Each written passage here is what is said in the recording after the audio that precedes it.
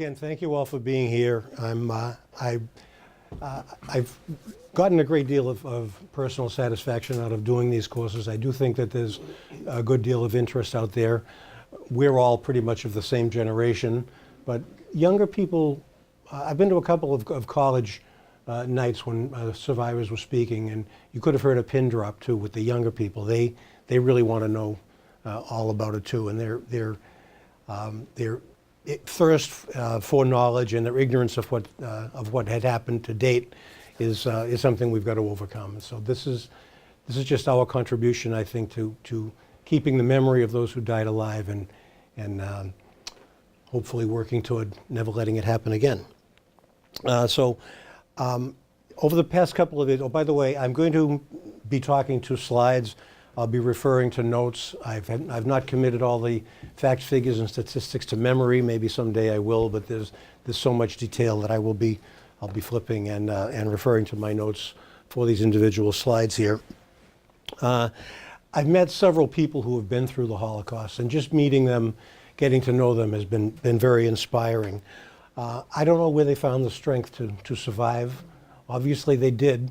I guess what you really have to, you do what you have to do in order to survive, but where some of these folks found the strength to suffer the losses that they did, losing their entire families and still soldiering on somehow and building lives out of the ashes of what happened in World War II, it's just been astounding to me. And getting to know those people made me reflect a lot about things about us, or myself as an individual, or about us as individuals. There are big personal issues as love, hate, trust, courage, perseverance, God, good and evil, the power that each individual has to do good, to do evil, and the tremendous importance of personal choices. And then also when you study the Holocaust, at least when I do, I begin thinking of other big pressing issues that any society faces. They were things like free speech, freedom of religion, mass media, political leadership, both courageous and cowardly, democracy and its limitations, nationalism, jingoism, anti-Semitism, a just war, and actually the process of history itself. History is not just a book that we read when we were in high school and then put aside. History never dies. It's still living. To address the point made a little bit a couple of minutes ago, in recent surveys showed that 41% of Americans could not identify Auschwitz.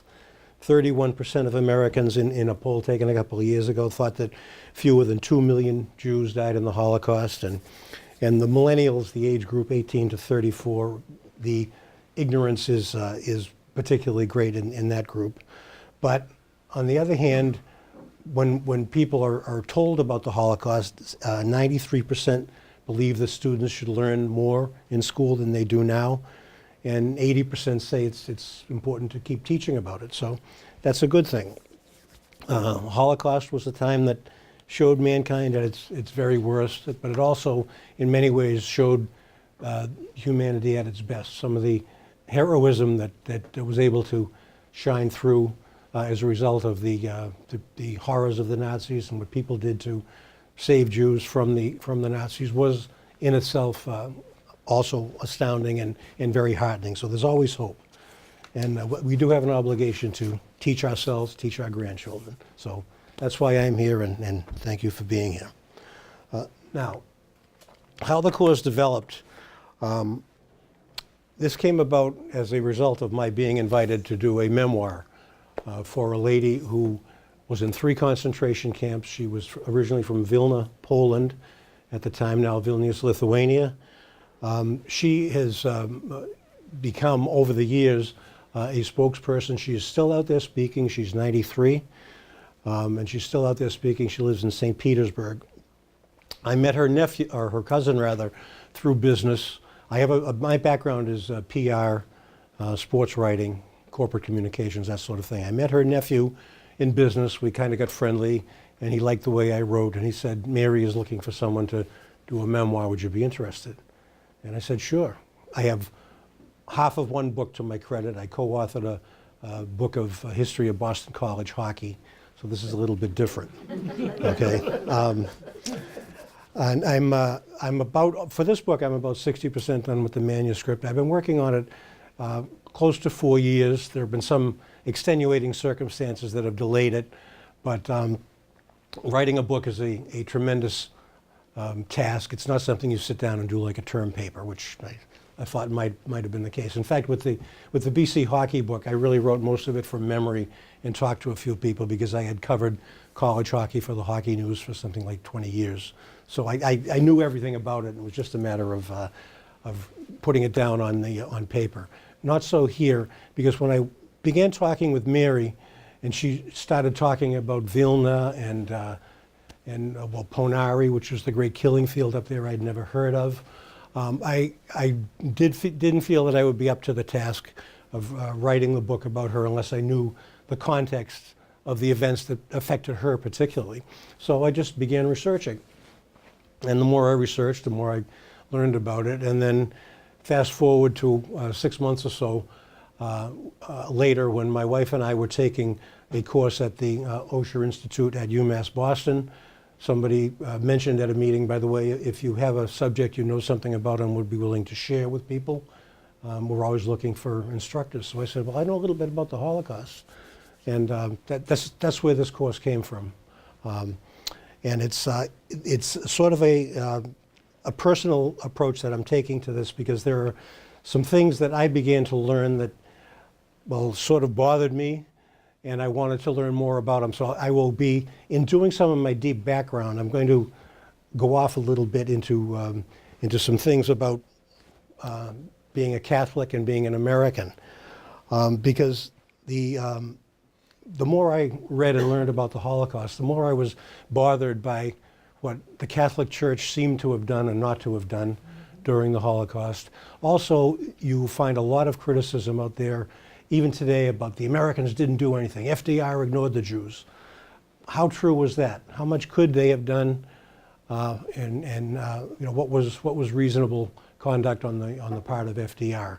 And we'll get into some of the decisions that he made, and maybe we can decide for ourselves after that. And I don't find that being critical either of the Catholic Church or of the American nation is necessarily a bad thing. I'm not going to give up my Catholic faith, and I'm not going to give up my citizenship, but I think it's fair to point out when our leaders fail us and don't live up to the ideals of their country or their institution. We should call them on it, identify it, so it will not happen again. So we will find out about Catholics, by the way. We'll find out that hundreds, if not thousands of them, are numbered among the righteous among nations. The righteous are dealt in the fourth session of this course. I like to talk about them because some of their stories are truly inspiring. But the church as an institution, I think it's fair to say, didn't rise to the occasion. And the roots of that failure to go to put themselves out for the Jews on the part of Catholics particularly, not so much Christians, but Catholics, they go back all the way to Scripture. And I'll get into that in a minute. I've found it fascinating, and I delivered this talk recently at a Jewish temple, so the entire audience was Jewish, and I was a little apprehensive about going off and talking about what all the Catholics had heard about, but the folks there were thankful to hear it, and they were fascinated. So I'll get into that and hope you agree. And some of the things that we'll touch on today are going to seem like ancient history, but I do think they played a big part in setting the stage for what happened in the 20th century. Again, as far as the study of history goes, you can study it in two ways. You can study it the way we learned in high school with kings, generals, battles, treaties, and that sort of thing. Or you can get to know as much as possible the individuals of a particular period, what they went through, what it was like for them.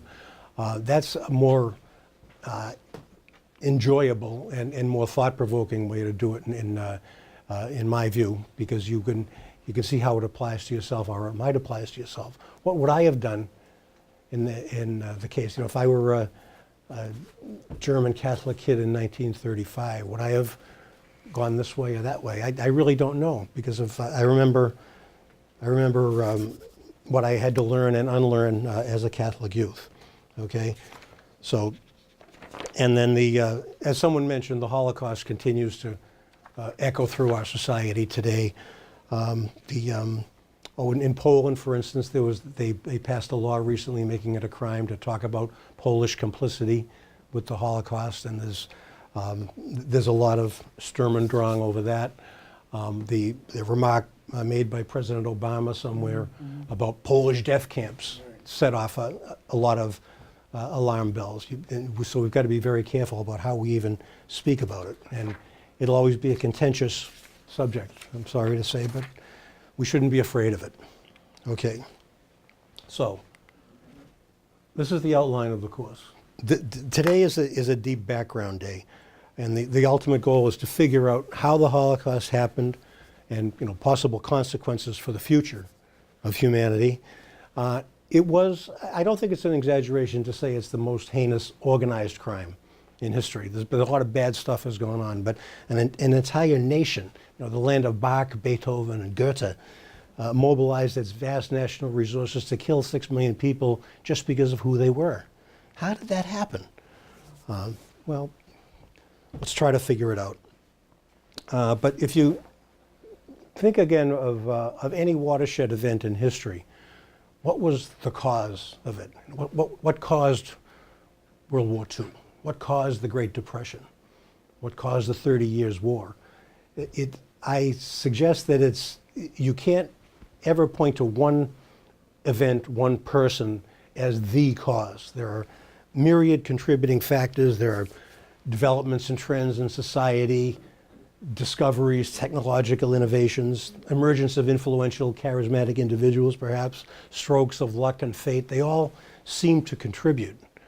And we're going to try to find out what some of those background factors were in terms of making the Holocaust a possibility. Okay. And let's see what John Steinbeck has to say first. Okay. I do like this quote. It was in a letter, actually, that he wrote to one of his friends. All the goodness and heroisms will rise up again and then be cut down again and rise up. The evil thing won't die. The evil thing won't win. It never will, but it doesn't die. Evil will always be present with us until the end of time, unfortunately. We'll never eradicate it, but we should acknowledge it. Okay, some big numbers. And I sometimes don't like to even put up a slide like this because you remember what Joe Stalin said, which is certainly true. 1 death is a tragedy, 30,000 deaths is a statistic. Every one of these deaths here, every one of these estimated murdered people, each one was an individual. It was somebody's mother, father, son, daughter, best friend, lover. And so when you look at these numbers, they just tend to numb you. At least they do tend to numb me. But notice how high the percentages of victims are in the eastern countries. Okay, Poland 90%, Hungary 67%, Lithuania 84%, Yugoslavia 79%, Latvia 76%. The Nazi war machine really had the freest hand in those countries. And there were also a high percentage of local collaborators, and there were in some cases, they were fairly easy to recruit, so those were contributing factors. But then the flip side of that is there are many, on a percentage basis, many rescuers and righteous among the nations from these eastern countries too. And those people are then particularly heroic because of the very difficult circumstances under which they had to rescue and help Jews. So every one of these lives is an individual, and it really pains us, which at least pains me once I get to know even one individual and thinking about the losses that he or she suffered. Just multiply that by 5 million, 5.7 million, sir. Look at the statistics for Germany, 565,000 pre-war Jewish population and only 142,000 were murdered. Yeah, the Germans, Jews were, was it 4% of the population? They were not they were a small minority in Germany anyway. Unlike Austria, they were something like 20% of the population. There were many more Jews in Austria.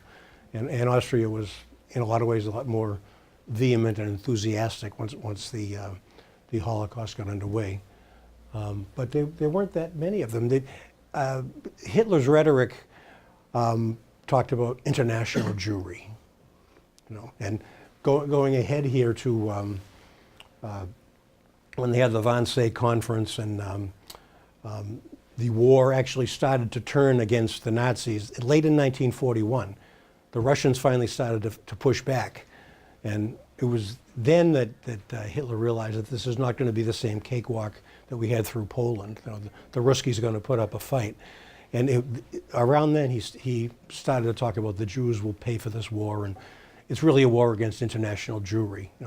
He's going to lose his military war, so he'll pivot and make an excuse about something else. I mean, that's not the whole story, obviously, but it was part of his rhetoric. Okay. So today's session, we'll talk about how the stage was set for something as horrible as the Holocaust, and we'll use some of the traditional tools of history, timelines, maps, and that sort of thing. But when I came to study the Holocaust, I really started thinking about it. I thought that it was basically a reaction to defeat in World War I. Germany gets beaten. They have the Treaty of Versailles. There's the Great Depression. Hitler comes to power. He starts whipping up anger and identifies the Jews as a target. And that's really not the way it happened. That's too simple an explanation. And it, as we'll get into it, there was much more than that. I think I keep coming back to thinking that Europe was a very fertile soil, and Hitler's hate could really take root, and people were receptive to it. And see if you agree at the end of this session here today. But to go back to where it all started, it starts back in the days of Christian scripture. Okay, there are roots in Christianity, misuse of the teachings of Jesus, and sort of I don't know what you would actually call it, maybe a perversion or a misdirection, but here's where it comes from. And much of my source here is a very fine book called Zealot by Reza Aslan, and then the work of Elaine Pagels, who is a theologian on the staff of Princeton. She has done several books about early Christianity. And the early Christians were, the Gospels actually, as I found out, were not written by four guys who walked around with Jesus and took notes. They were written about 100 years after Jesus was born, so it was by a second or third generation. The Gospel of Matthew was not written by a guy named Matthew who was the tax collector. It was written by somebody else. But going back to what kind of a guy Jesus was, he was an itinerant preacher from Galilee. He was put to death, as far as I can tell, as far as we can tell, for sedition. He was put to death by Pontius Pilate. His death by crucifixion was one reserved for crimes against the state. Pilate was a real bad guy. He crucified several thousand people over the course of his career there. If you said boo about the Romans, they would hang you up on a tree. Crucifixion's a horrible way to go, and all you need is a tree to stick somebody up on, and you can kill them. But Pilate really, when Jesus came into for Passover week, he came in triumphantly to Palm Sunday. He's going to be made a king. You're not going to be made a king. You've got to go. But there was, interestingly, in that book by Aslan, a good description of the sort of corrupt bargain that the Romans, the Jewish leaders, and King Herod made in order to keep the populace down.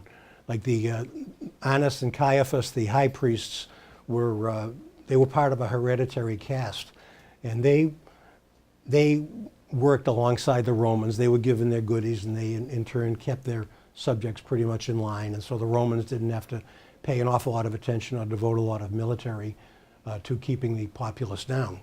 And when you think about what it was like at Passover, for instance, when everybody, it was like the Super Bowl. Everybody would come from the entire country, and they would come into Jerusalem for Passover week.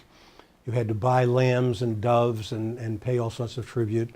who got the money? It was the high priests. So it was like they were like Beltway bandits nowadays. Jesus was not happy with them, and I believe he ticked them off, and they probably cooperated with Pilate in capturing him. But it was Pilate's doing. It wasn't really the doing of the Jews, and that's a key consideration, because when we come to the Gospels written from about 70 to 100, they were written at a time when the Jewish revolt took place. You know, if you've seen the movie Masada with Peter O'Toole, that's a great movie. And I climbed Masada 9 years ago at dawn with my son. It was a great experience. It took us 3 hours, and we both drank a gallon of water, but we made it. The Jews revolted, and the Romans finally had to bring in their legions and obliterate the place. They tore down the temple. They obliterated the town of Migdal, which was a place that I visited 2 summers ago when I went over there with my friend Mary. Migdal was the birthplace of Mary Magdalene. It's up on the northern shore of the Sea of Galilee, and the architectural dig that they're doing there now is called Israel's Pompeii. It was only discovered about 20 years ago, but it was a very prosperous fishing town. And Mary Magdalene, Mary of Migdal, was a big operator there. She probably owned a fishing company. The town of Migdal talks about, the name means the town of dried fish. It was a prosperous place. They used to sell fish as far away as Rome and Damascus. So it was a really rich, prosperous town. The Romans just leveled it. So the Jews, because they wouldn't kowtow to the Romans and revolted, they were on the outs with the Romans.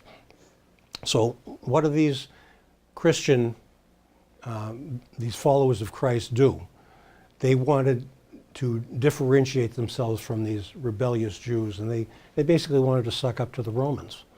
And according to the Professor Pagels in a couple of her books, most fascinating of which is called The Origin of Satan, she talks about how the doctrines, the gospel stories that were written by first Mark, then Matthew, then Luke, and then John were written for different communities of followers of Jesus. And they were really helping to position those followers in a favorable light with the Romans, and to cast those who were not followers of Jesus in an unfavorable light. It was politics, not so much religious faith, but politics.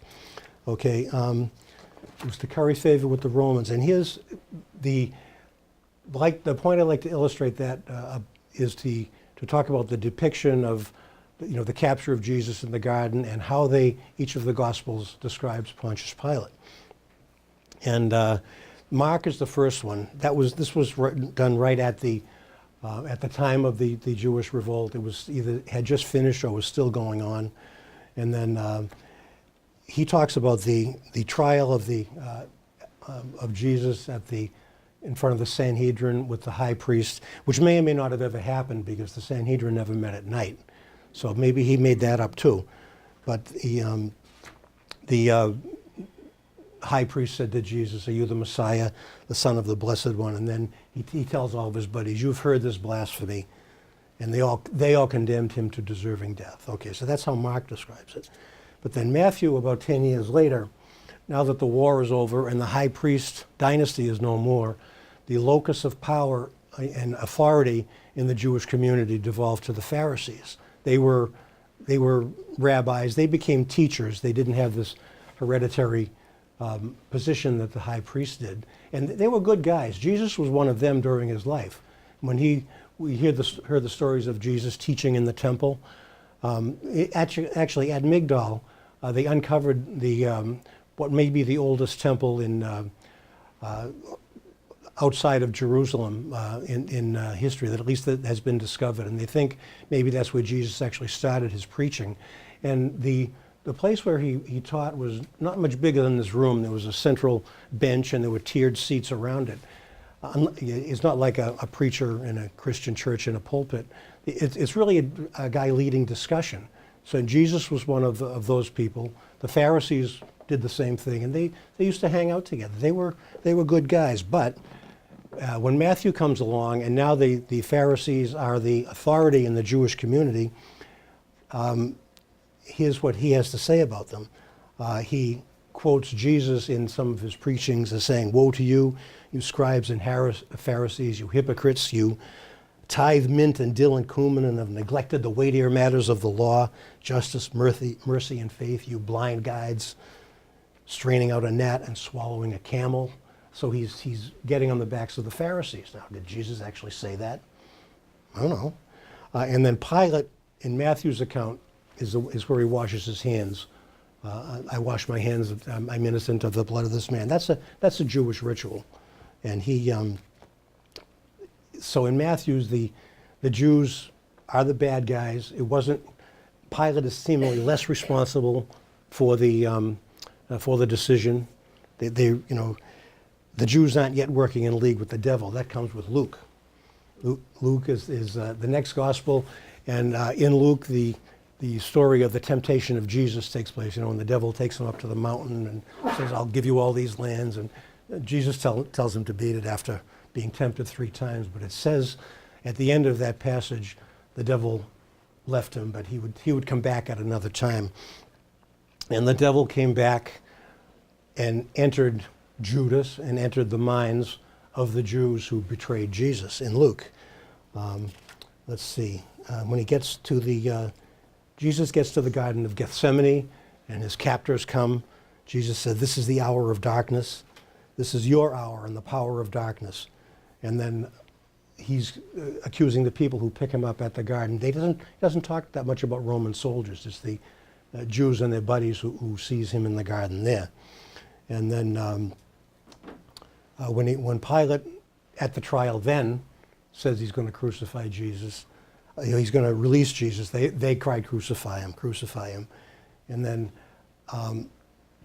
Luke has said, though, that the spirit of Satan actually came over Judas first and then came over the rest of the Jews. So the spirit of Satan was starting to possess them. And then John, the last of the 4 Gospels, he goes way overboard. The first 3 Gospels are called the Synoptic Gospels. Synoptic means seen together. They're kind of all the same. But John is very different.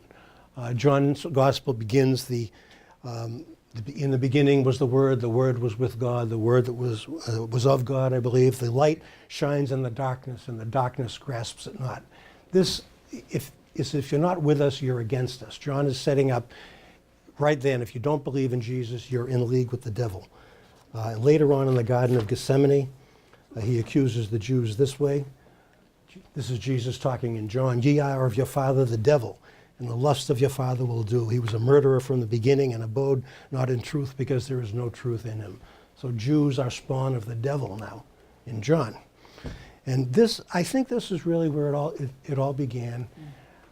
We, Catholics, at least, I remember hearing all of this stuff, and it became ingrained in our consciousness, I believe. Catholics sort of believed that Jews were, very much bad guys, and they were working with the devil. That I don't think that's overstating it. And then you fast forward or slow forward. You come down 2,000 years of repetition of these Gospels, and people. There's more to it, but it all began there. And I emailed Professor Pagels after reading her book, and I said, "Look, I've used some of your stuff in my course, and thank you. I hope it's okay."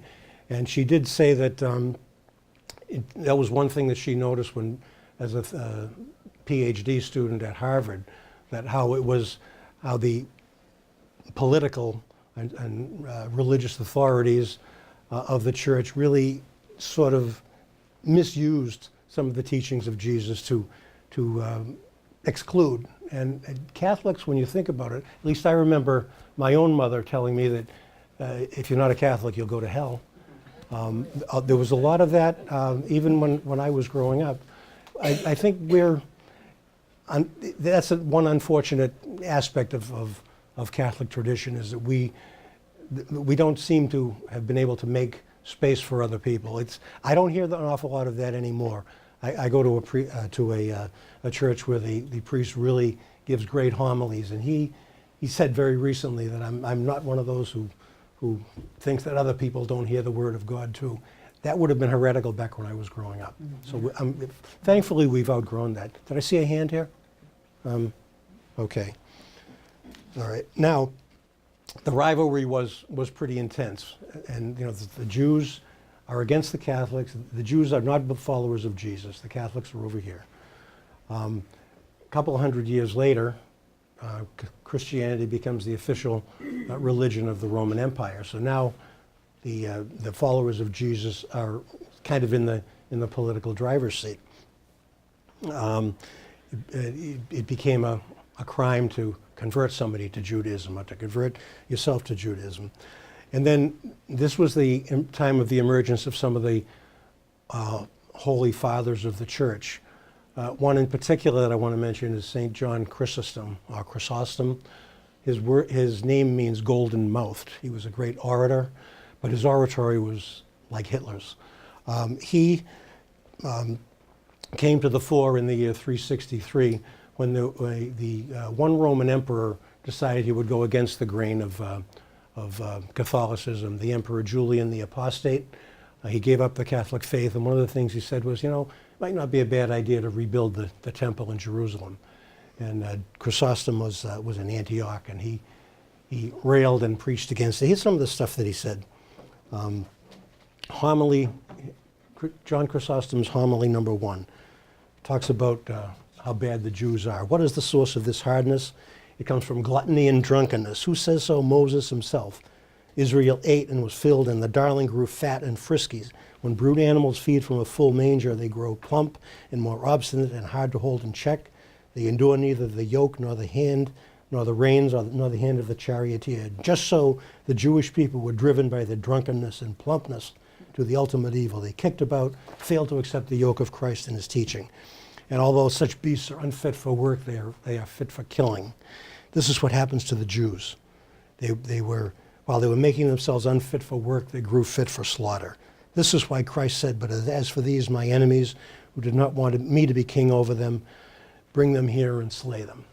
This guy was a father of the church. Half a mile from where I live in West Roxbury, Massachusetts, is a very nice church, St. John Chrysostom. I don't go there anymore. And I think he should be demoted. I mean, this is what we absorbed. This is what we lived with. So it doesn't excuse attitudes way down the line when the Holocaust came up, but it makes them a little bit more understandable as far as I'm concerned. I'll pause there. And any thoughts about that? Well, this kind of propaganda continued through hundreds and hundreds of years. Oh, sure, yeah. Only the more liberal of the Catholic Church, liberal teachers and popes, would play and did play this down. Mm-hmm. That's right. And that included the Jesuits playing it down. It included the Franciscans playing it down, but never rejecting it. I think that's a fair statement. There was not, nobody would come out and say it. You know? I do think we finally see it nowadays, but it's been an awful long time. Now, but sir? Yeah. So just a question, this is from the Catholic perspective.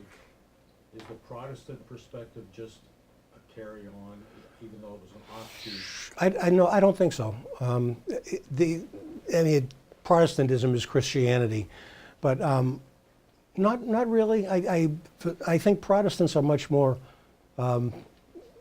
forgiving or accepting of people who are of other faiths. There are some of the rescuers we'll meet in the fourth day were members of the Dutch.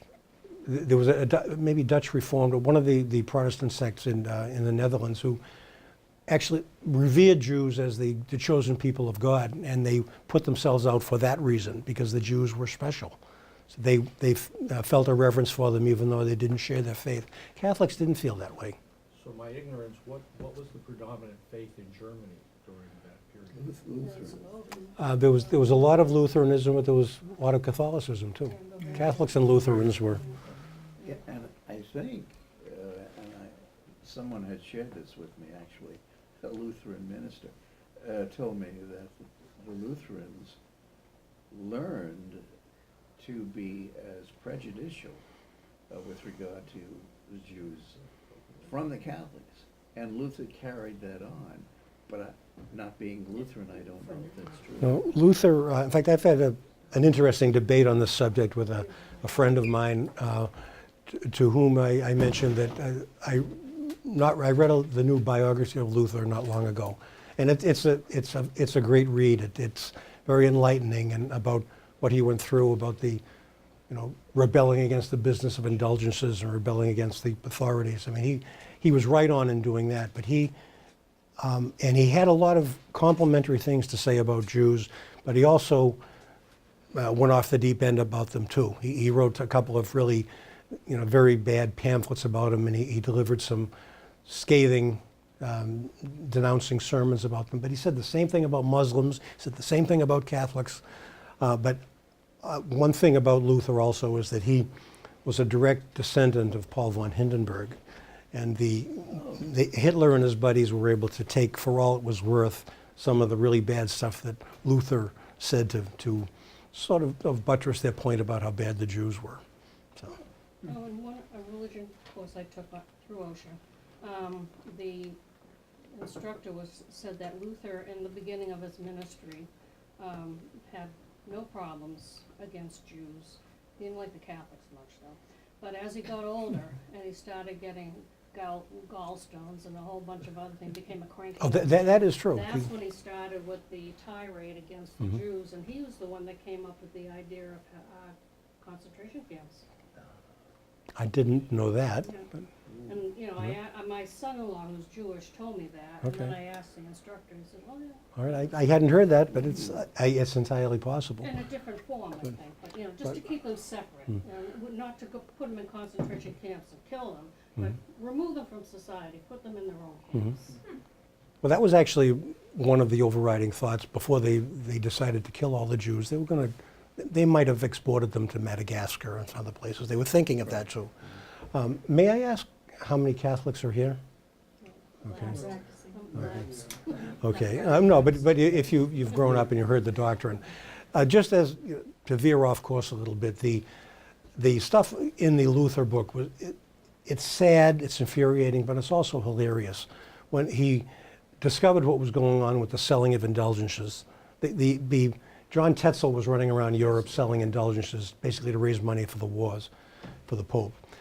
And somewhere along the way, some Pope had a brilliant idea. They needed more money. They needed a bigger marketplace. So we can't just sell indulgences to people to keep them out of hell. And I might have been Urban, one of the Urbans, who said, if you buy indulgences, you can get your deceased relatives out of hell too, out of purgatory. He greatly expanded the market. I mean, that's something for Saturday Night Live. And they were, there was a big, remember the Crusades were happening around that time, so people were going to the Holy Land and coming back. There was a giant market in veneration of relics. Okay, Luther worked for a bishop who was in on the game too. He was getting a third of the money that Tetzel was raising, unbeknownst to Luther. But they were also, if you had a collection of relics, people would come and pay money to venerate them. The guy that Luther, in Luther's district, had, he had a twig from the burning bush. He had actual soil from the Garden of Eden that people would come to venerate. I mean, this stuff people believed. So it's funny in a sick way, but it had its effect. Okay. There's a book that's relatively new called Icons and Relics. Mm-hmm. I don't recall the author, but it spells out Okay. a lot of this. It's absolutely fascinating. And you heard the story, of course, that Microsoft was going to buy the Catholic Church one time, and they were going to make the Pope head of the online division because he's been dealing with icons for 2,000 years. Okay. All right. Now, but there's more to the story, and how familiar is the term blood libel? Only heard of To- that when Sarah to our- Palin was on the run. All right, well, the blood libel is another thing that arose during the Middle Ages, and it echoed all the way down. For 1,000 years, Jews were killed because of the blood libel. The blood libel is when Jews were accused, and the story was believed that Jews would kidnap and crucify Christian children and take their blood to make matzah. And throughout the Middle Ages, in almost every country of Europe, it started in England. Through almost every country of Europe, blood libels were responsible for riots and and mass killings of Jews. Whenever somebody wanted to foment some discord, or some political leader was in trouble, or there was a recession or a rebellion, blame the Jews, accuse them of a blood libel. But it started with a guy named Thomas of Monmouth and little William of Norwich. And this is how it all began. Thomas of Monmouth was an obscure monk from Monmouth, England. He came to the town of Norwich, England, which is in East Anglia. It's a big religious center. There was a little boy named William who had been found dead in the forest 4 years before Thomas got there. He was found dead in the forest. Thomas decides that we've got to make William a saint. If we have a patron saint, we can have a cathedral. It was probably like having an NFL franchise. If you have your own patron saint in a cathedral, it's pretty prestigious for your community. So Thomas of Monmouth set about concocting the history of little William of Norwich. And he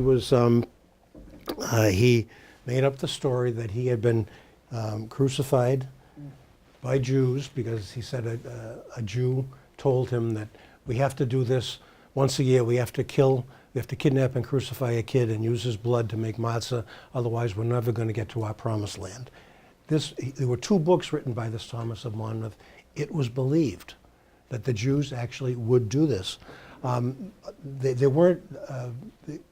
People were not killed in Norwich, but a bunch of the Jews were driven out of the town. William never did get to be a saint either, so I guess that was just dessert. And there was no indication either that this Thomas of Monmouth hated the Jews, but he concocted the story in order to get a canonization. And in order to canonize the little boy, he had to have died a martyr's death. So he had to have died the same kind of death that our Lord Jesus died, by being crucified by the Jews. That was the story that was made up, and it stuck. Okay, a few years later, there were that was in 1145. In 1190, there were 100 Jews massacred in York, England, after a similar libel. Then there's the story of little St. Hugh, who was found in a well in 1255. A Jewish guy did confess to killing him. 17 Jews ended up getting executed as a result of it. I don't know the circumstances surrounding the confession. I don't know if it was forced, but it was not one of those religious ritual kidnappings and killings. King Henry III, shortly after that, expelled all the Jews from England. They didn't get back in until 350 years later, when Oliver Cromwell decided that they couldn't come back. But little St. Hugh is mentioned at the end of the Prioress's Tale in the Canterbury Tales. That tale itself is about perfidious Jews and virtuous Christian clergymen. I forget exactly what the plot of it is, but at the end of it, she says, "And let us remember Blessed St. Hugh, say a prayer to him and for him." He was remembered and revered in this great seminal work of English literature. He was murdered by the Jews, okay? And then the stories spread to the continent. And remember that the Holy Roman Empire took hold throughout the Middle Ages, so the Catholics were pretty much in power throughout Europe, and there were just hundreds of blood libels. This illustration here is from 1493. There was a little boy, Simon of Trent, he disappeared. His father said he had been kidnapped and murdered by the Jews. 15 Jews were executed. You see they're draining his blood here, and they're going to make matzah out of it. All these Jews killing poor little Simon of Trent. That's in a church in England somewhere. That's That's an icon on the wall of what Jews did. Catholics believe this. And then if you look through English literature, there's a lot of other perfidious Jews. There's the Jew of Malta. There's Shylock in The Merchant of Venice. There's, who's the guy in Oliver Twist who ran the gang of pickpockets? Fagin. Fagin, yes. I mean, that's another thing that baked into Western consciousness, particularly in Christian consciousness. So when you come to, down to modern days, and you've got people for centuries believed that Jews did all these bad things and were sort of in league with the devil, and it's easy to see how when bad things really began happening to them under Adolf Hitler, people might have thought, well, maybe they kind of deserve it. I'm convinced that was at least a factor in the very late response of Christians to what Hitler was really doing. I don't know if that sounds plausible, but that's what I've come to believe anyway. So, okay. Another thing about Jewish folks is why were they set apart? Why were they always kind of an easy target apart from this? Were there any other reasons? I've got some observations by people who traveled throughout Eastern Europe at that time. And I think this is illustrative of the Jews' place in society as sort of in it, but not really in a sense, they're not really a part of it, although they did make society run because they were the merchants and the business people. But there was a world traveler named George Adam Foster in 1786, passing through Lithuania, this was also typical of Poland. What's it like out there? Well, if you ask for an interpreter, they bring you a Jew. If you come to an inn, the landlord is a Jew. If you want post horses, a Jew procures them, and a Jew drives them. If you wish to purchase, the Jew is your agent. And this is the only country in Europe where Jews cultivate the ground. In passing through Lithuania, we saw them engaged in sowing, reaping, mowing, and other works of husbandry. So the Jews are kind of off there doing their own thing, at least as this traveler observed. Another guy who I would love to take to lunch or have a beer with was Johann Peter Frank. He was a medical doctor from Vienna.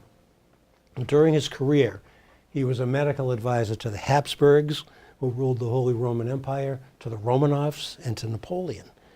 And to the Bonapartes. I don't know where he got all those jobs, but he saw a lot. And he went through Vilna in 1804, and he wrote that the city at that time, we'll be talking a lot about Vilna, by the way, so I single it out here. It had more than 35,000 people, 22,000 Catholics, 11,000 Jews, and a few other ethnic groups. And about the Jews, he wrote, the Jew comprised a separate community whose local history was lost in time. So they're just over there, and nobody really knows an awful lot about them. And then in 1915, closer to the present day, there was a British war correspondent who was sent to Russia.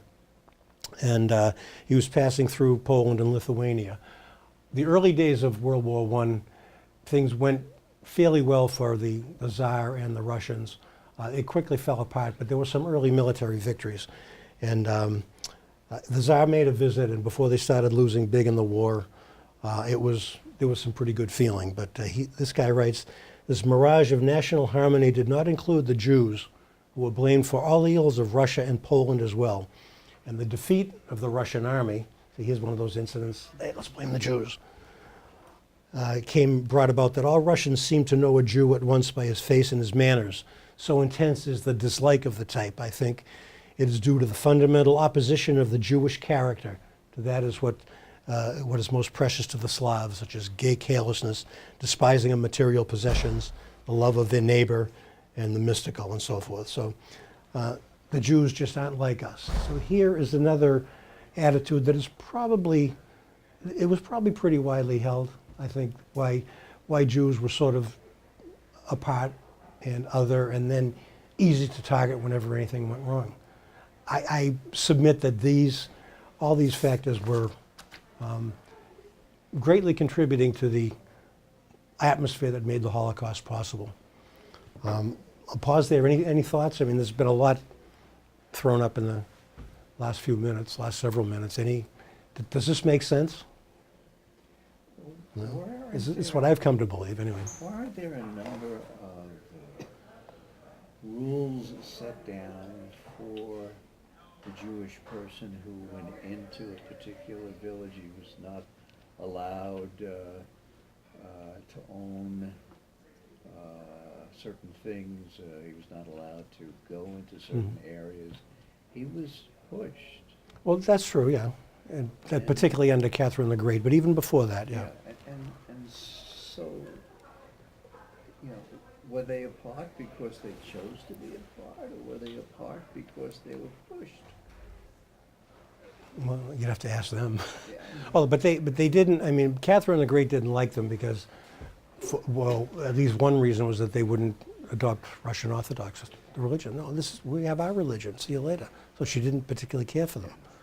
You know, and she didn't have any subjects originally until the partitions of Poland, and then she had 5 million Jewish subjects. So, but the Tsars never cared for the Jews anyway. So, Well, I think it's a combination of being pushed aside and separating yourself, because all the pogroms that went on throughout Europe. First of all, Jews were never allowed to own property, which Right. is why they went into money lending, jewelry making, gold, whatever. Something they could pick up and take with them if they had to get out of Dodge. But in the meantime, they said, you're not allowed to live here. And they probably fought for their own self-protection. They were safer in a group, away from the townies who would go after them, you know, just because you bat an eyelash at them. sure. And so I think initially it was probably pushing, and then it was a lot of staying inside for protection. Because, I mean, every time, like I said, every time something went on in a town, somebody wanted to, Sure. had their nose out of joint about something, they'd blame the Jews and they'd stir up trouble. When the Jews were allowed back into Poland, I think it was the Polish-Lithuanian Commonwealth, way back around 1300. When they went to Vilna, at least, they were given just a couple of streets they could live on.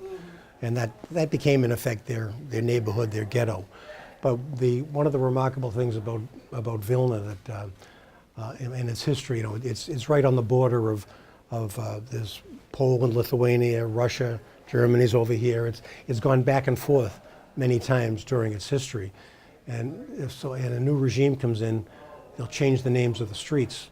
And so eventually, at least much of the town just only became known to locals by the Jewish names, because the Jewish people were always there. So St. Catherine Street might have been, I don't know what a typical Yiddish name would be for the street, but it stayed. People would refer to it by the Jewish name, no matter what the local political regime or the dominant political regime would change it to. So it was embedded in the society to that extent. But they were, I mean, you're right, they were a part, and certainly some partly by their own choice, but partly by force. But in any case, they were easy to target when things got bad. Yeah, it's true. Okay, so moving a little bit closer to the 20th century, we mentioned pogroms in Russia, and the roots of them go back to the Crusades. When the Crusaders were passing through Europe, sometimes they would pick on the Jews and plunder.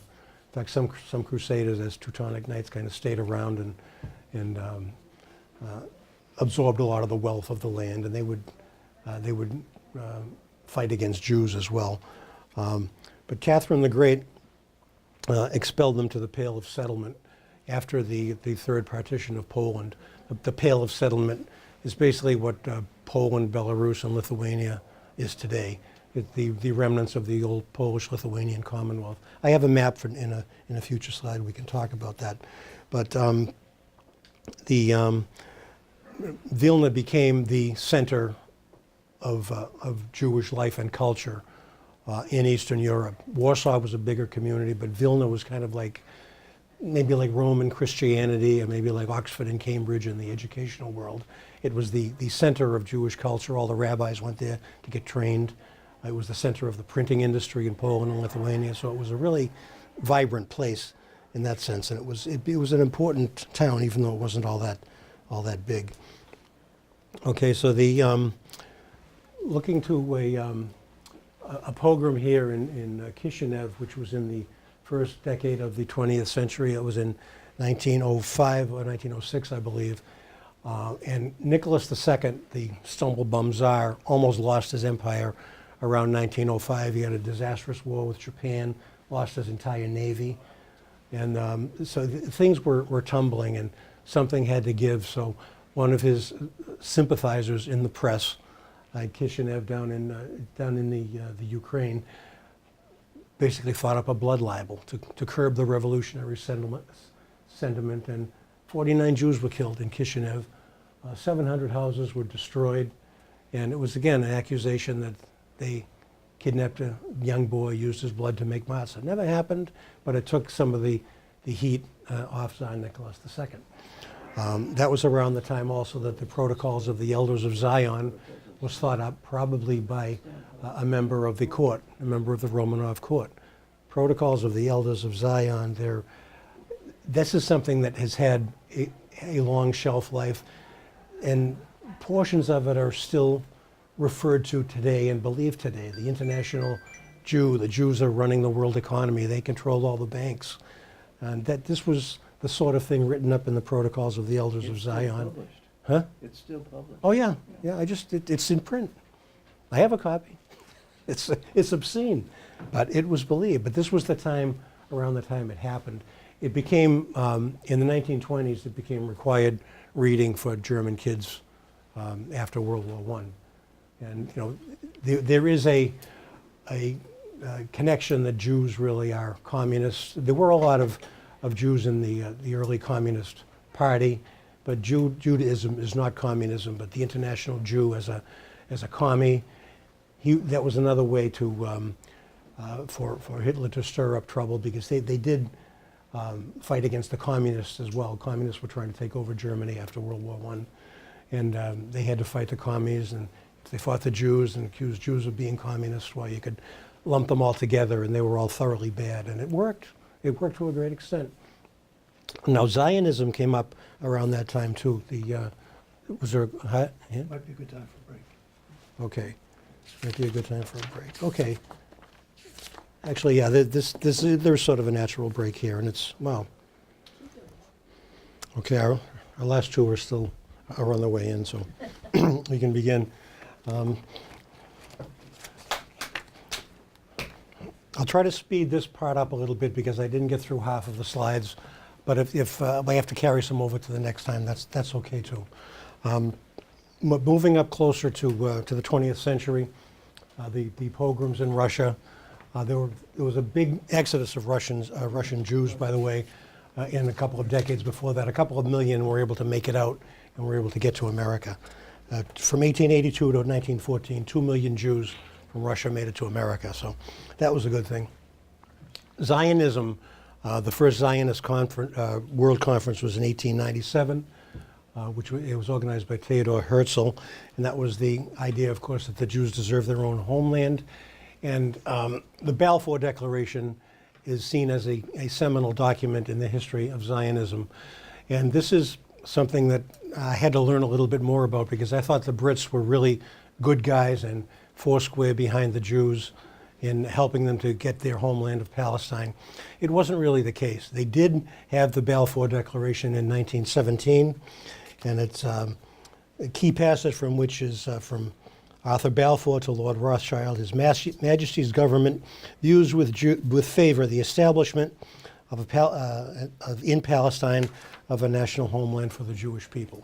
Yay, the Jews are going to get their country at last. Well, okay, but His Majesty's government also views with favor the establishment and will use the best endeavors to facilitate the achievement of this object, it being clearly understood that nothing shall be done which may prejudice the civil and religious rights of existing non-Jewish communities in Palestine or the political rights enjoyed by Jews in any other country. And I would be grateful if you bring this declaration to the knowledge of the Zionist Federation. But what that really meant was that the Jews still had to be very wary of ticking off their Arab neighbors. Right around that time, or slightly before that, the British Navy decided it was going to get away from coal for all of its mighty ships and go to oil. They needed oil more than anything else in the world. They could not tick off any of the native peoples of the Middle East. So the Brits thereafter were not terribly supportive at all of Jews and their rights in British Mandate Palestine. So they were, their role was positive initially, but they weren't such good guys after all. And that was news to me when I get into the history of it. Interestingly, that was a favor from Arthur Balfour to Chaim Weizmann, who was the first president of Israel, I believe, and he was a chemist. And he developed the acetone butanol ethanol fermentation process, which allowed them to produce acetone, which is an important ingredient in munitions. So they owed the guy a favor. Okay, and then later on, a postscript. Weizmann knew a German whose name was Fritz Haber. Is that a familiar name to anybody? A very famous chemist who worked on poison gas in World War I. He also found the way to fixate nitrogen in the soil. His work undoubtedly saved millions of lives by increasing crop yields, but down the line, his chemical work also resulted in the production of Zyklon B, which was the gas used in the concentration camps. And Haber actually, he was a Jew who converted to Christianity, still didn't like what was going on, resigned his commission, his job in the university at Berlin, and Weizmann invited him to come and teach in Palestine, teach at the Jewish university there. He never made it, but he accepted the invitation, but died before he could make it there. And many of his family members who remained Jewish were killed by the stuff that he invented. So that's another ironic, tragic story. Do you know Okay. how many Jewish people were living in Palestine at that time? Like, How many? I don't know. it was a large community. That's a good question. I don't know. But they were a minority. They had to be a minority. Let's see. Later on, okay, what do we have here? Okay, and then we have Hitler using the stab in the back excuse for we lost World War I because these people at home, particularly the Jews, withdrew their support from us. We were going to win. That was one of his propaganda items. And around this time too, they became actually as a result of the Enlightenment, when science began to emerge as a force within society. Race theories, the survival of the fittest, eugenics began to come to the fore there. So this was another reason Jews were being looked at as members of a race rather than of a religion. It was around this time that they started to be thought of. It actually was in the middle of the 19th century when Wilhelm Marr, the first guy, identified them, or said I identified them as a race rather than as a religion. Okay, but then looking to some people in America. Okay, here's Wilhelm Marr. Jews were thought of as a race, not as a religion. It was after the Revolution of 1848. Marr began. He published a book. My slides are out of order here. In this book, let me see, what is the name of it? But it went through many printings that talked about Jews as a race, and they were inferior. They were poisoning the atmosphere, or poisoning the society of the good Germanic folk, and so forth. Okay. So I talked about Chrysostom and a little bit about Luther, how they excluded Jews. And Wilhelm Marr, he actually set up the League of Anti-Semites. He was the first guy to use the term anti-Semitism. It was in 1848. So he was a pretty popular author all through the middle of the 19th century, his writings. And then later on, we're getting a little bit ahead of ourselves here, but Jews were excluded sort of in little steps, but they just kept taking steps to exclude them from one right of citizenship, then another. This was more so under the Nazis. It's a little bit out of place on the slide here. Okay. Excuse me. There is apologize for this, but there's an excellent book called Hitler's American Friends that came out in 1918. I'm sorry, 2018, by Hart, H-A-R-T. Okay, I'm not familiar with that. We'll probably meet some of them here in these next Excellent slides. but- material about Lindbergh and Mhm. Ford Yeah. and the development of America first. Oh, yeah? Not- Yeah, we've heard that, but Not through Trump. Henry Ford and Margaret Sanger was another one. But these, in 1919, Henry Ford purchased the Dearborn Independent. He wanted to assert that there was a Jewish conspiracy to control the world. He blamed the Jewish financiers for World War I. He also accused Jewish car dealers of cheating people so he could sell more cars. That was part of his motivation, undoubtedly. And the news editor of the Dearborn Independent in 1920 reprinted all of the Protocols of the Elders of Zion. They had a big series called The International Jew, the World's Problem. And you think about Henry Ford, I mean, what was his status in American society as at that time? It would be kind of like Bezos or Gates or somebody like that. I mean, he was big stuff. And he was asserting things like that.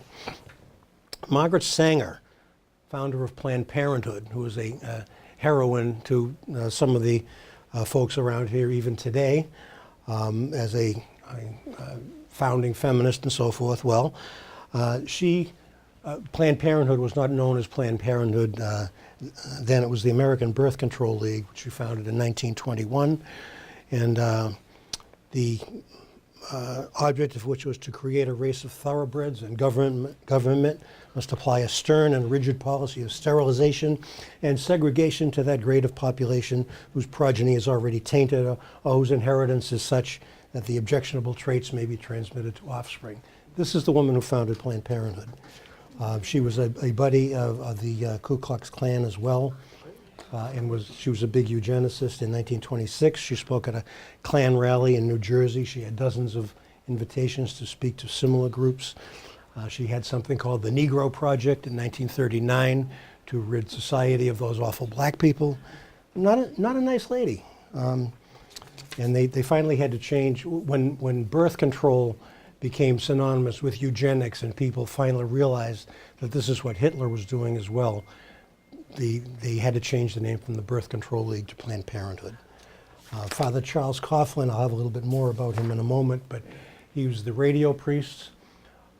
He railed constantly against Jews, blaming them for virtually everything under the sun. He had a tremendous following nationwide among Catholics. And I have a little bit more detail about him in a moment. But this is a slide I came up with very recently. There was a film up for an Oscar this year called A Night at the Garden, a documentary about this meeting at Madison Square Garden. 20,000 people were there rallying in support of Germany. You got George Washington here, and America. It was all America first and so forth. This guy is from a state delegation. You can see the Nazi banner, and there's the Hitler salute here, the Hitler Gruß. This is where a guy rushes the podium to get at the organizer, and people in brown shirts subdued him, but at least he made a good try. There was a banner on the Madison Square Garden balcony, "Stop Jewish Domination of Christian America." There were 20,000 people. They were mostly members of an organization called the Bund from around the country. The states, many states sent delegations for the Bund. Fortunately, that was about everybody. There weren't that many members of it when you consider the entire population of America, but there were undoubtedly a lot more sympathizers as well. And you do have to give some credit to Mayor LaGuardia, who is one of the good guys of American society at that time. He did let it go on because he revered free speech, but they kept a very tight security cordon around us, so nothing really happened in terms of riots. And the New York police did a good job in penetrating the organization and putting some people in jail as a result of laws that they had broken. Some of the organizers of the rally, I think the fellow who organized this rally was accused of embezzlement, and they finally ended up deporting him to Germany. But they both allowed them to express themselves and didn't tolerate any of their BS and came down hard on them in New York. So kudos to Mayor LaGuardia for that. There's Charles Coughlin. He was the leader of the Christian Front in Boston, and his biggest following was in Boston. And I don't remember him, but I know, having grown up in a very conservative Catholic family, I'm almost positive that my parents and probably grandparents were fans of his, followers of his. He called for a crusade against anti-Christian forces of the Red Revolution. He had a paper called Social Justice that was sold around New York and Boston particularly. Philip Johnson, the architect who designed, is it 350 Boylston Street? He's a well-known architect, and he had survived and was rehabilitated reputation-wise. His thing is those ugly Palladian windows that are sort of semicircular on the tops of buildings. But he was a big correspondent for social justice, and he sent a dispatch to them from Europe one time. There were no Poles to be seen in the street, only Jews. But then later on, German green uniforms made the place look gay and happy, and there were not many Jews to be seen. Okay, the rally in New York, Brooklyn Bishop Thomas Malloy was a prominent supporter of it in his newspaper, The Tablet. This is the Diocese of Brooklyn, New York. And they did have that massive rally. They're marching to the rally in New York and on the way to Madison Square Garden. There were some people who did push back, and there were some good guy names that we should be aware of.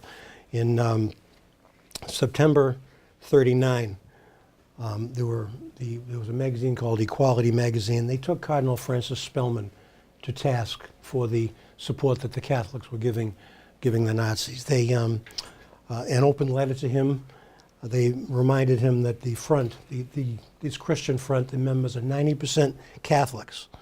And this means you implicitly, if you don't speak out against them, Cardinal Spellman, you implicitly sanction everything they're doing. Signers were Franz Boas, Bennett Cerf, Moss Hart, Lillian Hellman, and Dorothy Parker. I mean, these guys were fighting the good fight, and you have to take your hats off to them.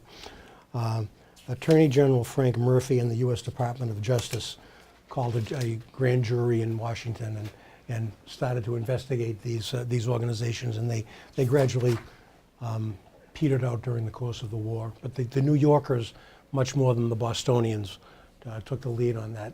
And Boston really didn't do the right thing until Cardinal Cushing came along, and his sister Dolly Pearlstein, her husband was what was the clothing store that he had, the clothing outfit. He was a big clothier anyway. So Cardinal Cushing liked Jews, and he got it. He was a good guy. Okay, a little bit more on Boston, how bad it got. This is right up the street, right up Beacon Street from Cheers. You can see the swastika flag on the office of Consul Herbert Schultz in the 1930s, late 1930s. This is Boston. They also had an office, the Christian Front had an office in the Copley Plaza until 1940. The head of the office was Frank Moran, who was a local Catholic insurance guy. The SS funded it. That's not good stuff. There were Jew hunts that young, mostly Catholic or Christian thugs would go on. They'd find Jewish kids to beat them up. In October of 1943, Jacob Hondas and Harvey Blaustein were severely beaten by a gang of thugs. When the cops got to the scene, they arrested the Jewish kids instead. They took them to the station house and beat them further with hoses. And then a judge ruled against them and freed those who were accused. Harvard get into the act. Jews tripled to 21% of the freshman class in 1922 from 7% 20 years earlier, so they had to do something about that. And the president, A. Lawrence Lowell, proposed a quota of Jews, and he actually originated the admission system that is still essentially in use today, where there are qualitative as well as quantitative reasons for rejecting somebody in order to balance the ethnicities. And the people feeling it most often nowadays are the Asian students, and they've got that suit going on. I don't know if it's been settled yet, but the suit is in progress. Have they settled it yet? No. I don't know if there's been a ruling of it, but Orwell thought that 15% would be the maximum number of Jews we could have, and we don't want more than that because they might feel pressure and be prejudiced against. So it's for their good as well. Okay? To your knowledge, If you say so. was Bishop Fulton J. Sheen ever involved in any of this? I don't recall that his rhetoric was anti-Jewish. I remember Bishop Sheen when the Catholic Hour. He was a great speaker. I don't think he did anything against Jews. I'm not sure. I haven't Bishop heard it. Sheehan, I never heard anything bad about him. No. He was. I remember the Catholic Hour. Oh, Yeah, yeah. he's, okay, so that's the way Boston was, and it's kind of sad to admit it, but it's true. We just have to recognize it and go on from there. But we were known as the poisonous city. Okay. Public opinion in America started to change very late on in the middle of the war. This year was the Rabbis' March on Washington. 400 rabbis wanted to get out and see FDR, and he snuck out the back door of the White House. He would not meet with them. But there were there's been some interesting back and forth very recently about a new exhibit in the U.S. Holocaust Museum in Washington, D.C., Americans and the Holocaust. It's running now. And one of the things that they play up are the Gallup polls. And some of them you can believe, but there's been a little bit of massaging of the history, if you can believe Dr. Raphael Medoff, who was the founding director of the David S. Wyman Institute for Holocaust Studies. He talks about a big omission in this exhibit that is going on right now. There was a poll taken in 1938, Gallup poll, that said persecution of the Jews was their own fault. 65% of Americans said the Jews are partly to blame for what's going on. 1938 was the year of Kristallnacht. Some of the stuff that the Nazis were doing was finally starting to become known, although the mass killings, of course, weren't happening at that time and they weren't known. And after Kristallnacht, the Gallup poll said 94% disapproved of it, but 72% of Americans were still against admitting any Jews, any refugees. And in 40 and 41, the Gallup polls continued to show Americans indifferent. But there was one poll that this exhibit doesn't admit, that 70% of the public did support giving temporary protection and refuge to those people in Europe who've been persecuted by the Nazis. So Americans, by 1944, they were starting to come around, but this exhibit at the Holocaust Museum leaves that out, and this Dr. Raphael Medoff is taking them to task for that. And at least it's his contention that the museum is doing its part to perpetuate a myth that FDR was up against a tremendous amount of public opinion and couldn't possibly have done any more than he did. There's a little bit of truth to the public opinion that he had to contend with, but it seems like it's trying to give him a little bit too much credit. And what about FDR? Okay. Criticism of him didn't really start coming to the fore until the 1960s. There was a book called When 6 Million Died, All 6 Million Died. He didn't do enough. Even in recent speeches, Bibi Netanyahu a year or so ago said FDR didn't do enough. George W. Bush said that. We didn't do enough. And did he? I don't know. I suspect he didn't. But there are mitigating factors, and we can get into them here now. I give him a low passing grade, maybe a C minus. And I've gone back and forth on this, depending on what book I've read about him. He was undoubtedly a very talented leader. He had a vision that a lot of us didn't have. Nobody really knows what the guy truly thought. He never wrote any notes, memoirs. He didn't have any really close friends in whom he confided. Nobody knows what he really thought about Jews. He kept everything to himself. His political method often involved appointing people to positions who would necessarily be contentious over the big decisions, so he would have to make them all himself. He was very clever in that way. And he also needed to keep his New Deal going. He needed the support of the entire country and couldn't spend any political capital. So he probably, with some reason, couldn't be seen as being too overtly supportive early on of the Jews. That's probably was the key to his thinking, and he was up against a lot of the prevailing mood in America. Well, couldn't that be said the same thing about Hitler? They never found any documentation that he said, you know, execute the Jews. No, he didn't. He gave one order that okayed a killing, and it was about euthanasia. He never actually said it, Right. but everybody knew what the Fuhrer wanted. You know. I remember either reading or seeing on the History Channel when Hitler was discussing his final solution with an underling, the subordinate said, "What's the world going to think of us? I mean, why would we do this? I mean, we're really going to be hated by the world." And he turned to him and he said, "Who remembers the Armenians?"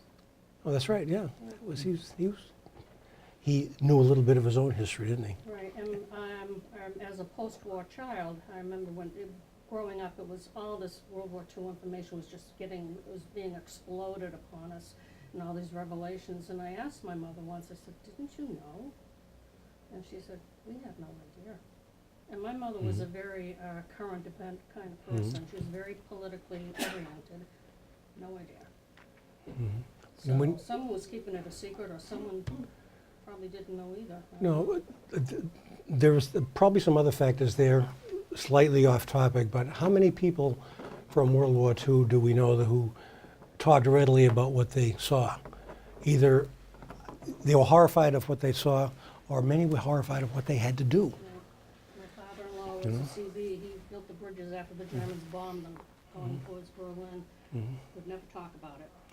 And my husband's uncle, who came up with the GIs through Italy, he's 95 now. He still won't talk about it.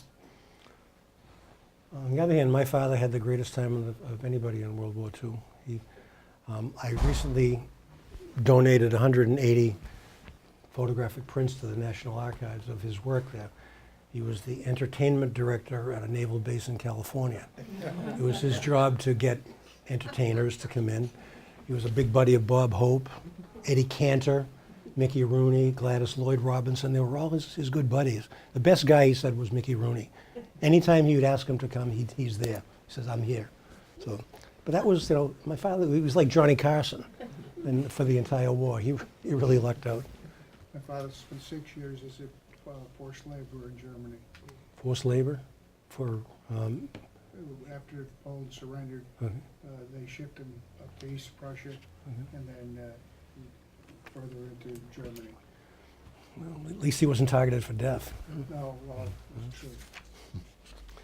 Okay. Another thing about FDR, by the way, I think it's important not to apply to him or to infer that he had the same sort of ability to maneuver that we see in our presidents today. Trump is tweeting about stuff. Obama's giving executive orders. Reagan is virtually changing society. The imperial presidency really has taken hold now. And we think the president is almost a king now, when you think about it. FDR was the first such president, but he was just, learning the ropes and learning how to aggregate all the power to himself. And the era of big government really began with him. But I think, to be somewhat fair to him, he could not come out and be very forceful in his proclamations. It's too bad that he wasn't, but he probably figured that he couldn't spend any political capital in the way that Don and Barack and George W. did, and that we're sort of used to. So, anyway. How are we doing on time? Okay, we can get through a few more slides. I won't get through all of them today, but we can pick it up next time. The people that he put into positions of responsibility, unfortunately, in a lot of cases, he didn't do a great job. Here are a couple of them. Cordell Hull is Secretary of State. Breckinridge Long, who was the second in command of the State Department, and Joseph P. Kennedy, who was the ambassador to the court of St. James for a couple of years before they had to get rid of him. But Cordell Hull was needed because he was a Southerner. You know, the Southern Democrats, you needed a Southerner. And actually remember also on the Supreme Court, Hugo Black was a former Klansman. He was from that area. He needed another Southerner on the court. But Hull's big thing was trade agreements. You know, he would have loved it at Davos nowadays, I think. He was the guy who strongly advised against FDR from accepting the SS St. Louis, the ship that's was subject of a movie called Voyage of the Damned. It had a bunch of Jews from various countries who were going to go to Havana. They docked there, but the Batista wouldn't let them off, and they sailed around. And we could have let them dock, but Cordell Hull was adamant in his refusal to sanction that. One of the reasons was that their passports didn't have a return address. You know, it was a bureaucratic thing. Meanwhile, the Secretary of the Treasury, Henry Morgenthau, who was one of the good guys, the only Jew in the cabinet, the Coast Guard reported to him, and Coast Guard commanders kept him apprised of where the St. Louis was, but he couldn't tell them to allow it to come into port. We should have done it. You know, it wouldn't have been such a big political deal, I don't think, but FDR didn't have the courage or the will to do that. Okay, that was the big a big problem with him and with Cordell Hull. Breckinridge Long was an old Navy buddy. If you remember the campaign to take leadership of the country before the Civil War, John C. Breckinridge was the guy who ran against Abraham Lincoln. He was a Southerner, a slaveholder. And Breckinridge Long was his descendant. It was his job to keep bad guys out of the country, and you know there was a job to be done there. But in reality, he and the minions who reported to him and who bought his act continually frustrated Jews from getting visas or getting papers to enter the country. The paperwork requirements they imposed on them were deliberately onerous. They would delay and deny applications that had been legitimately submitted. And he finally got outed for lying to Congress about how many people had been admitted. It was in late 43 or 44. Morgenthau and Francis Perkins, who was another one of the good guys, were able to get him exposed, and he lied to Congress and finally had to be kicked out. But he was a bad guy in a very important position. And it probably cost many thousands of Jews their lives.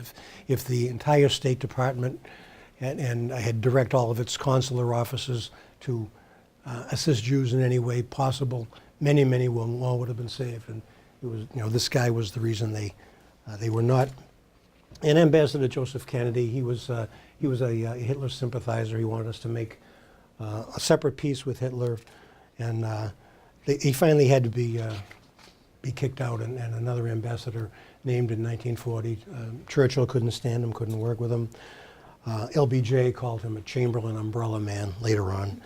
But he ended up going to Hollywood. That was another one of his ventures. He was a very smart businessman, made a lot of money in many places.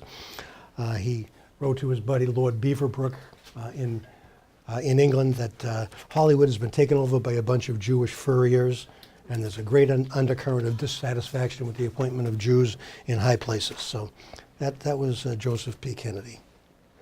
Okay.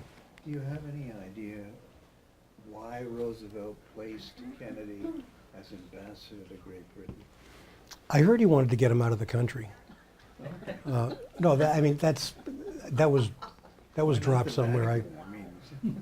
But he was I believe he was put in charge of the SEC before that. I think he was, and he made a lot of money through stock fraud and manipulation as well. So he knew how to do it. So yeah, and booze. Yeah. Okay, let's see. Now we've mentioned some of the things on this slide. We've already mentioned Kishinev in 1903 and Armenia in 1915. They're brought up here because to make the point that we did know about mass killings that were going on, and we Americans really never took any notice of them. Teddy Roosevelt was the president during the Kishinev pogrom. And he was busy on other matters. He actually formulated the Treaty of Portsmouth between the Japanese and the Ruskies that ended the Russo-Japanese War.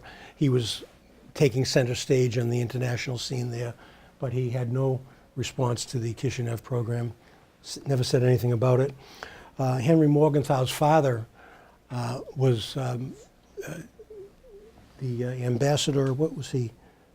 He was the ambassador to Turkey at the time of the Armenian genocide.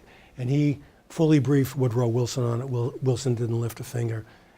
Henry Sr. was so disgusted he quit. When you think about it, I hate to bring it up now, but this seems to be going on today. Now, how many people really care about the Christians that are being slaughtered by the Muslim people in Nigeria? How many people care about the Muslim Uyghurs who are being slaughtered by the Chinese in Western China? You know, nobody really, bad stuff is going on. The Chinese are doing to them what they did to the Tibetans. Is anybody really raising a voice in protest? Instead, companies like Google and Amazon will bow to China to do their wishes, and that's just sad. I don't know what else we can do about it. A leader who speaks out forcefully, say what you will about Trump, sometimes he'll throw a stink bomb, but he'll mention the truth about such matters too. There isn't enough of that. We don't, at least in my opinion, we don't seem to call a spade, and there are a lot of spades out there. And how about the bombings in Sri Lanka? What's going on? About the 10 churches that were vandalized in France, the 5 churches in Boston that were vandalized. They weren't burned, but a bunch of statues were defaced. This is all very recent. Are these all isolated incidents, or is something going on? I don't know. Good question. How are we doing on time? We have a few more minutes. Okay. How many? Okay, we'll do a little bit more about FDR and the timeline, and then that'll be a good break, a good place to break. Another thing about Jewish people in America, unfortunately, they were pretty fragmented. There weren't a lot of them anyway. They weren't a cohesive political force. And the American Jewish Committee and the American Jewish Congress, I believe there were 2 wings of the Jewish population. One of which wanted to speak out and be confrontational. One who didn't want to speak up very much because you'll tick off Hitler and make it worse. But they never really did speak with a unified voice. That was one reason, again, I think that FDR didn't think he had to pay an awful lot of attention to them. Had they been a big, unified, powerful political force, or maybe like the Catholic Church, if all Catholics got behind something, I suspect he would have paid a little bit more attention to it. But the Jews were a little bit more fragmented, and that was too bad. There was the Zionists who wanted to speak up, and other ones were just urging quiet diplomacy. Again, a note on Frances Perkins. She was one of the good guys here. Lindbergh, we have a note on in September of 1941. This is before the Japanese attacked, but he, in one of his famous speeches, that it was the leaders of both the British and Jewish races, for reasons which are not American, wish to involve us in this war. These are the America Firsters. In fact, when the Japanese attacked, Herbert Hoover was one of the prominent public figures who said we should just declare war against the Japanese. Don't worry about Europe. So there was a board. What was the Congressman Mason of Illinois said that there was an executive order that created the War Refugee Board. This was later on in the war, after they got rid of Breckinridge Long, and the War Refugee Board, largely under Henry Morgenthau, began operating. They collected mostly private donations and supported the work, particularly in Eastern Europe, of people like Raoul Wallenberg, Cardinal Roncalli, who ultimately became Pope John the 23rd, who was a really good guy. That was all private money, but even then the creating of that board was opposed as being unconstitutional because it's going to open up the country to unrestricted immigration. Henry Stimson, who I thought was a good guy, the Secretary of War, orated against Jews that don't assimilate in America, and so forth. So there were a lot of factors working against FDR, and he did have to tread carefully, but I think he treaded a little bit too carefully. Did I see a hand here? No? Okay. But he did take some positive steps. Okay. He did, after Kristallnacht in 1938, America was the only country that recalled its ambassador from Germany. So that's at least one positive step. Again, it was symbolic.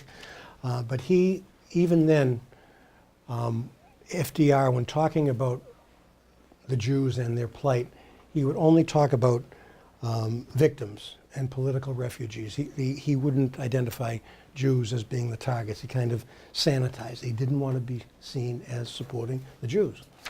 In Kristallnacht, the midterm election had just gotten over. The Democrats had lost some seats, but the Southern Democrats were still in power, and they were the ones who were really in favor of not lifting quotas. Somebody in a previous class said, well, FDR had a Democrat Congress. Yeah, but they were all from the South. So,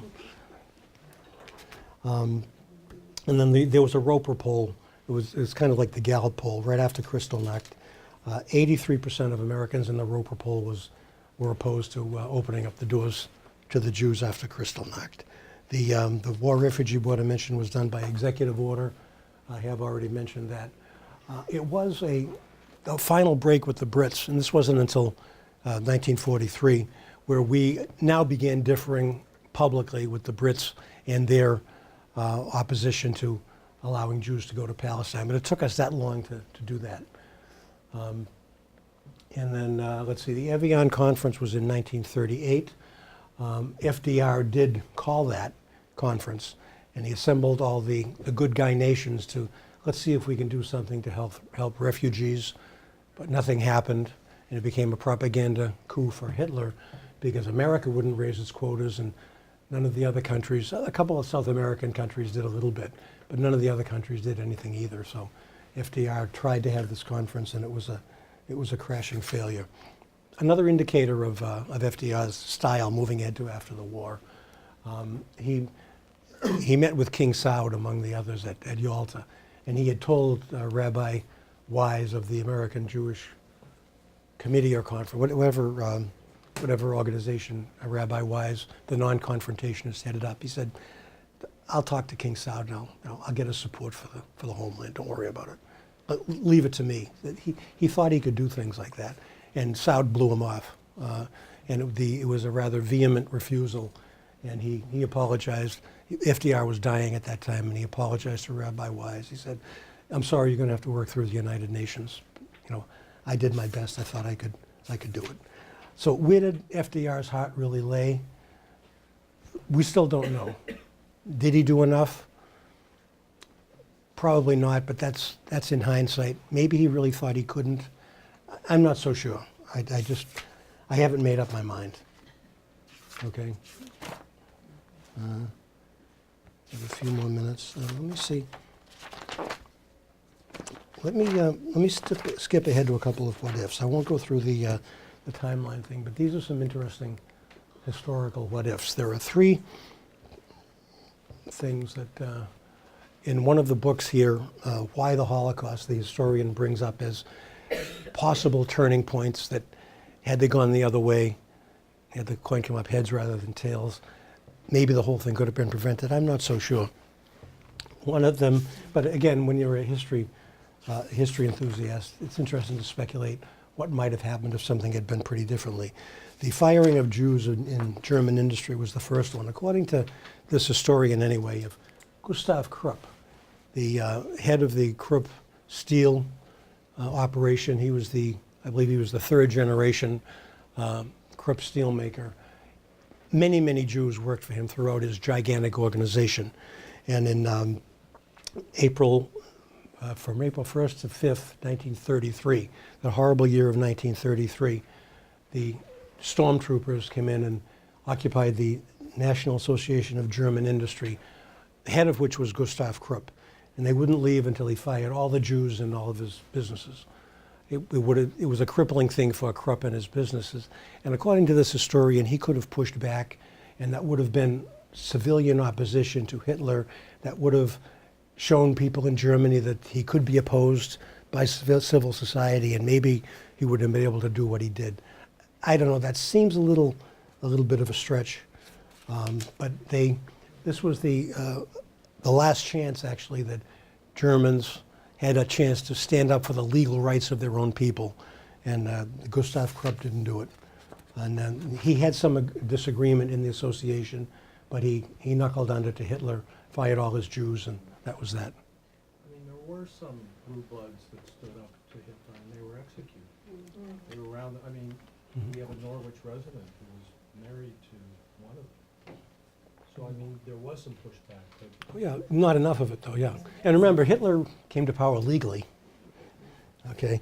Now, here's another one, is the Reich Concorde, with the guy who's been known in some quarters as Hitler's Pope, Pius II, Cardinal Pacelli, who was the Vatican Secretary of State at the time. It was signed by the Reich and the Vatican in April of 1933. The overtures to have this agreement actually came first from Hitler.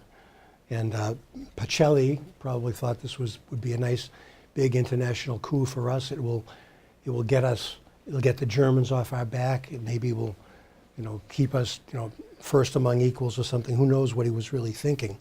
But Hitler said you can continue to practice your religion. I won't close down any of your churches.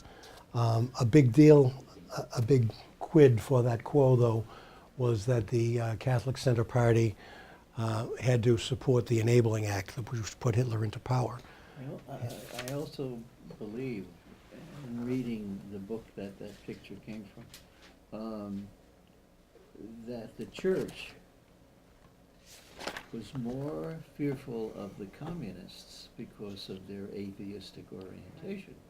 That is a factor, yeah. Invading Mm-hmm. and taking Germany, then then their fear of Hitler, and the Germans, because they had religiosity, and many of them were in fact Catholic. Mm-hmm. So Sure. there was an orientation which was pro-Catholicism, of course anti-communism, and so who do you go to then? Well, you go to Hitler Well, rather than Stalin. that makes it understandable. Does it excuse it? Makes no sense. No, I don't know. But you can see how they might rationalize it that way.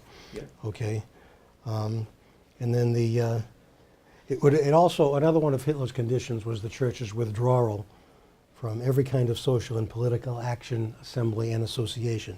Newspapers, scouting groups, women's associations, so that the church couldn't do that. They couldn't do the stuff that the Hitler Youth was doing. They couldn't advocate in their own newspapers and so forth. So in return for being able to practice your religion, guys, you'll keep your mouth shut. And then Pacelli later on said, we don't endorse them, but Hitler played it up for all it was worth, saying this is a great agreement. What did he say? It was, let's see, do I have his quote here? No, I did see a quote from him somewhere, but he said in effect that the Catholic Church is behind us in our battle against international Jews, and this proves it. So that was, Cardinal Pacelli did not do the right thing then. As Pope, I don't think he did the right thing all the way through. They're going to open up the archives pretty soon. We'll see what's revealed in there. I'll wait till I see it. But that might be interesting anyway. And finally, the 1936 Olympics. We'll close with the 1936 Olympics. A boycott of the Olympics almost happened, actually. There's one of the books in the on the list here is Berlin 1936. It's a day-by-day account of what happened in Berlin during the games. Not so much at the games themselves, but events in the surrounding culture, some of the goings-on at some of the local restaurants, some of the, there's a day when the Roma were moved out of the city to a little concentration camp. It talks about the way the infamous tabloid paper Der Stürmer disappeared from the boxes that were on every street corner for 2 or 3 weeks. while all the international delegations were in town. They were on good behavior for that final time in 1936, and Goebbels was actually heard to say, Joseph Goebbels was actually heard to say, after the games, the shooting starts. That's in that book somewhere. They did clean up their act for it, but in 1933, there were enough reports of persecution of Jewish athletes, and Avery Brundage was the head of the American Olympic Committee. He was opposed to discrimination by class, creed, and race and so forth in 1933. But then while they initially considered moving the games from Germany, the Germans brought him over for a Potemkin-type tour of Germany, and he decided the games ought to go on as planned. He believed that the Germans were not mistreating Jews after all. There were other countries in America, other countries than America, who decided that they might want to boycott also. And the debate heated up right until 1936. He talked about, later on, Brundage began to orate in favor of the games, saying they belong to the athletes and not to politicians, and American athletes should not become involved in the present Jew-Nazi altercation. Marty Glickman, who was a very good track man, was not allowed to participate, and I'm told that was one of the reasons Jesse Owens was on the team, because they kicked off Glickman and another Jewish guy, and Jesse was allowed to participate in his place. I'm not sure that's quite true. But Brundage alleged the existence of a Jewish communist conspiracy, Jewish communists, to keep the United States out of the games. Jeremiah Mahoney, he was a good guy. He was a judge. He was the head of the AAU. And he pointed out that all Germany's violations of Olympic rules, he and Fiorello LaGuardia, Governor Al Smith, James Michael Curley, they all opposed sending a team to Berlin. The Catholic journal, The Commonweal, advised that boycotting would set the seal of approval on radically anti-Christian Nazi doctrines. Okay, Ernest Jahnke was the only guy to be kicked off the International Olympic Committee.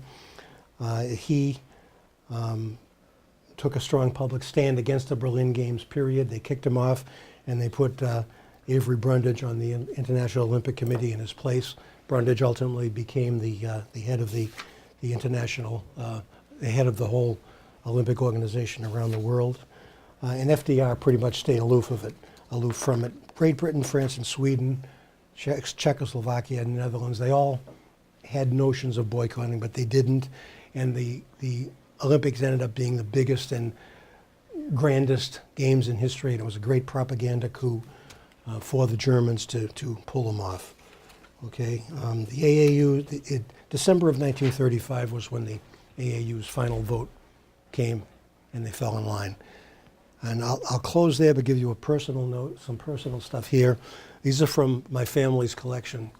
My grandfather, George Brown, who couldn't stand Avery Brundage, was an official of the Olympics, at the Olympics in the field of track ever since 1908. If you know of the statue on the Hopkinton Common, the starter statue, that's him, that's my grandfather. He was there. This picture was taken by my Uncle Tom, who was over at the Winter Games in Garmisch-Partenkirchen. The Winter Games actually occurred before the Summer Games. This is Jesse Owens. This is his rival, Lutz Long, who was the track star for Germany. You see the swastika there. This is on the boat, the SS Manhattan, going over there. This is my grandfather here. That's old Johnny Kelly. That's Jesse Owens. And this is the hockey team. It was coached by my uncle Walter Brown. They were over in Europe for a barnstorming tour, and they ended up getting a bronze medal there. They did not, the team that ultimately won the gold medal did not beat them. They had a scoreless tie, but we lost to Canada, and the Brits and the Great Britain beat Canada, so that's how we got the bronze medal. But this is a biplane called the Golden Ray. They used to fly back and forth between Britain and the continent to play exhibition games. It's a fascinating history. That's my next book after after this one. I'm gonna write about what they did. My uncle Walter was the coach of the 1933 U.S. national team that was the first American team to win the world championship. It was in 1933 in Prague. It was the first time we ever beat Canada. And that team also was barnstorming around Europe. They happened to be in Munich the day Hitler came to power, so they were really witnesses to history. So, but the Browns hated Avery Brundage and everything he stood for. They had a big rift after the war. Brundage was not one of us. So anyway, I'll end there. It is 2 o'clock, and I'll pick up with my friend. The next one will be largely about how the Nazis did the whole thing. They executed the Holocaust themselves. I'll talk a good deal about the concentration camps. And then the third day I'll devote largely to my friend Mary and her individual story. And then the last day we'll talk about the righteous among nations and what do we do to tell the story today. Question? There's another good book out there, small, so it's a quick read, IBM and the Holocaust. IBM and the Holocaust. Oh yeah, they were. Yeah, we always think, boy, those Germans are so smart, they had those trains going on time, they were able to keep track of these people. They had a computer. Yeah, that's right. That's right. We don't want to talk about that either, do we? But thank you very much. Great to see you, and we'll see you next week.